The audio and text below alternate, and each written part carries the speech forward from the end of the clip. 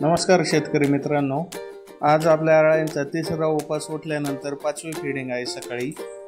त्यानंतर शेडमध्ये आल्यानंतर आपण रात्री फीडिंग केलेला पाला तो संपूर्ण अळ्यांनी खाल्ला होता.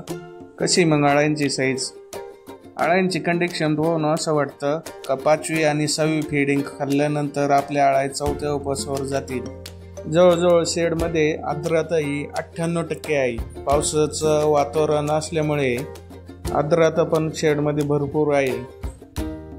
तरी पण आपल्या अळ्या एकदम फ्रेश आहे, कारण आपण त्यांना ओला पाला दिलेलाच नाही. त्यानंतर पाऊस येण्याआधी आपण शेतात जाऊन तुतीचा पाला कट करून शेडमध्ये आणून टाकला. बाहेर किती पण पाऊस असला तर आपण अळ्याला कोरडाच पाला देतो. तर शक्य नाही झालं तर आपण ती फीडिंग पण करत नाही, पण अळ्याला ओला पाला देत नाही. आपण जर अळ्याला ओला पाला दिला तर अळ्याला भरपूर प्रॉब्लेम येत असतात. तर या पद्धतीने आपण 5वी फीडिंग ही सकाळी आज करून घेतली. जर आपल्या सर्वांना ही माहिती जर चांगली आवडली असेल तर कमेंटमध्ये मला कळवा आणि आपल्या पेजला फॉलो करून घ्या.